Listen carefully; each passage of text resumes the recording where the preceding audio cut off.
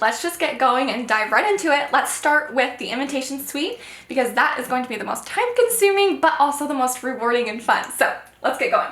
Planners are really awesome to work with simply because they'll always bring more imitation suites.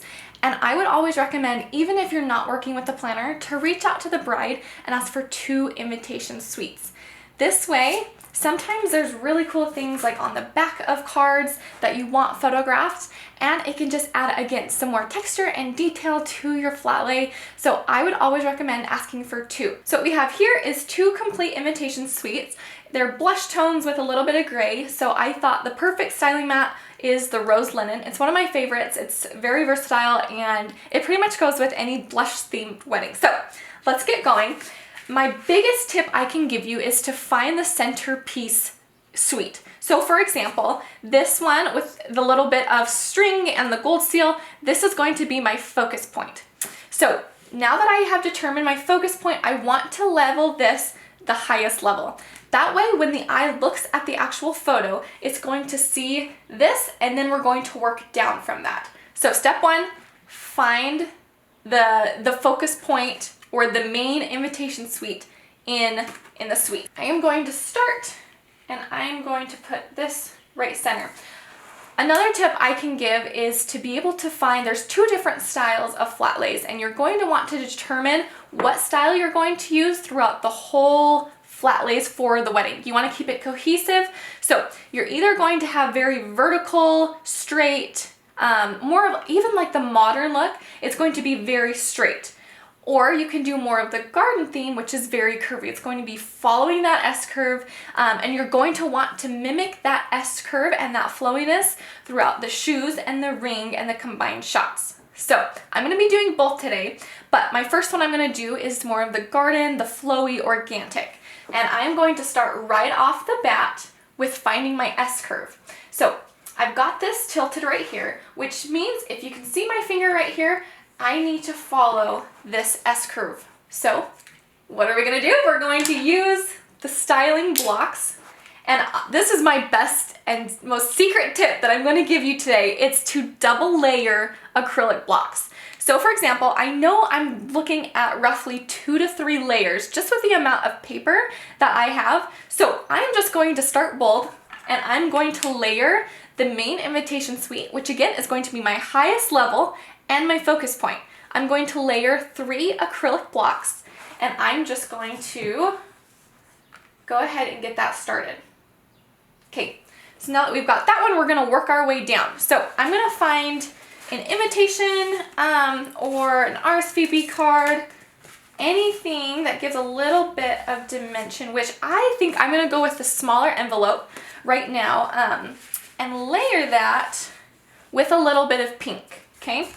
So I'm going to layer it just like this. Actually, we're gonna get some color in there first. So that way it shows a little bit of depth, a little bit of color.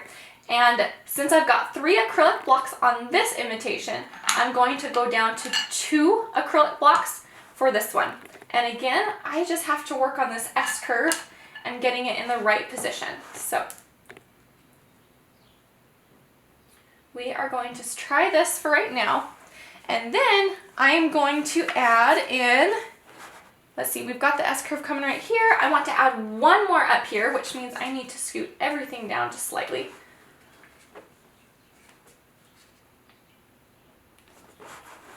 Okay, and since this one didn't come with any design on it or stamps, a fun way to do that is by adding in your own vintage stamps. I think it adds a lot of beauty, a little bit more color, and of course just detail. So I'm going to add just a few stamps right up here. That way it just gives me a little bit more interest. So instead of actually going with the vintage stamps, I noticed on the back that it's got some beautiful texture. So I'm actually just going to flip this around, add a gold seal, again, cohesiveness, and I'm just going to bump this up here.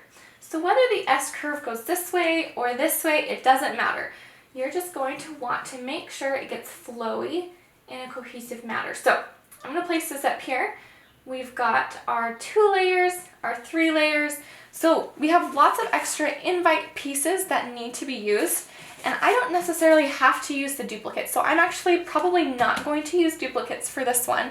So I'm just going to put those over here.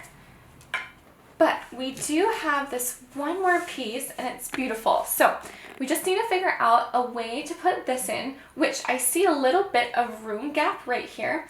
So what we could do is we could add a little bit right here. And don't be afraid to turn your invites or the RSVP cards or just even the detail cards. If they're supposed to go this way, you can still place them the long way, because I feel like by placing it this way in this particular invite suite, it's not going to follow that S-curve as beautifully as if we could turn it vertical. So that's what we're going to do, and I'm going to again work down from this one. And instead of doing, you don't want to do more acrylic blocks than your main focus point. So this is 3. I'm going to try 2, but I'm probably going to go down to 1. Let's see. Actually, that looks pretty good. I'm going to leave just a little bit of gap there. Actually, we want a little bit more dimension, so I don't want to match that necessarily, since I do love the pink more than this gray for right now. So I'm going to put that down to just 1 acrylic block underneath. And see how we play with this dimension, and it brings so much more eye-catching to each part of the flat lay. Okay, so now that we've got this in place, we've got these 2 left. Again, this is duplicate. I'm not going to be using it for this purpose right now, but we do have 2 more cards that were included, and I do love the texture. It matches this, so I do want to incorporate it somehow. I'm going to place them probably right up here for now, but again, we can move things around, and I'm not afraid to move things around once we have them set. So I'm going to get the very teeny, which I love the teeny, this is the smallest size in the Olive & Oak mat, so I'm going to add a little bit of texture right here. No, sorry, not texture, dimension. And when you're placing acrylic blocks, never place them half on something and half off, because your card is going to slant. You want your cards on the same level. So I'm going to place them right here for now. That way they're all on the same level field. And this looks pretty good paper-wise for what we've got going. We don't have any skewed cards. It's very flowy.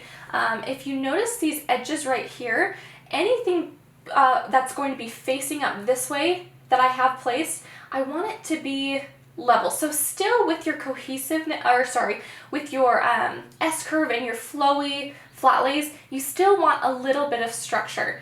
If they're just helter-skelter, the eye has a hard time finding that focus point and guiding it. So notice how my line goes right here, along with this envelope that are both facing up this way. They're both level. And again, for this one, these 2 cards that are on top of each other, they're facing up this way, and I don't have this one faced a different way. I feel like that would just, it wouldn't lead the eye in the right direction. So these 2 are both facing up this way, same lines right here. Okay, so now that we've got the paper, let's move on to adding in the accessories.